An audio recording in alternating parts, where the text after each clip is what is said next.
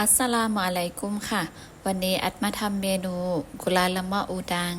เดี๋ยวเรามาเริ่มทำกันเลยค่ะเริ่มจากใส่เกลือแกงในครกตามด้วยขมิ้นกระเทียมหอมแดงข่าจากนั้นก็โขลกให้ละเอียด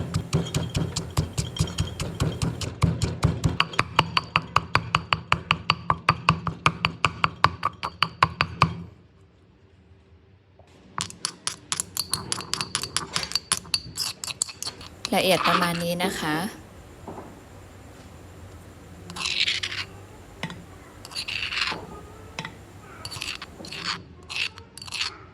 เสร็จแล้วตั้งหม้อใส่กะทิลงไป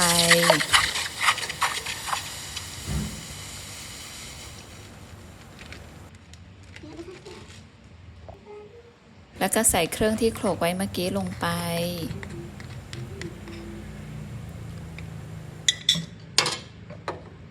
คนทุกอย่างให้เข้ากันค่ะ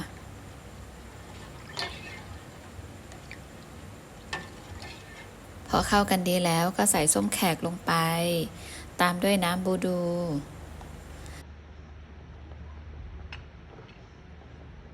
จากนั้นก็คนทุกอย่างให้เข้ากันอีกรอบค่ะ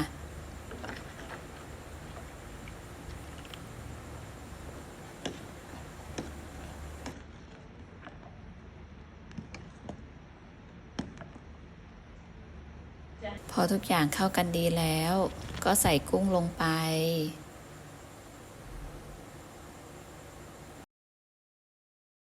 แล้วก็คนเล็กน้อย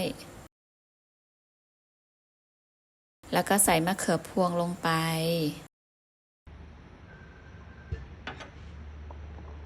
คนต่อค่ะเมนูนี้แนะนำให้คนเรื่อยๆเลยนะคะเพราะจะทำให้กะทิไม่ตัดมันแล้วก็ไม่จับเป็นก้อนค่ะ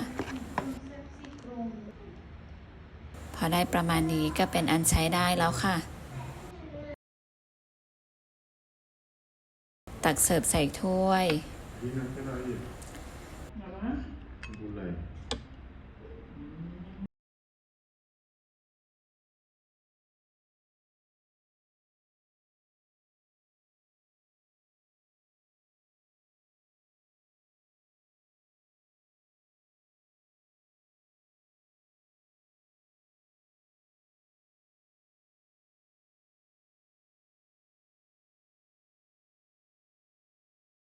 แค่นี้ก็เป็นอันเสร็จสิ้นแล้วค่ะกับเมนูกุลาละมะอูดังเมนูนี้ทำง่ายมากๆเลยค่ะรสชาติจะออกเค็มๆมันๆยิ่งถ้าได้ทานคู่กับข้าวสวยร้อนๆอร่อยเข้ากันสุดๆเลยค่ะลองทำตามกันดูนะคะ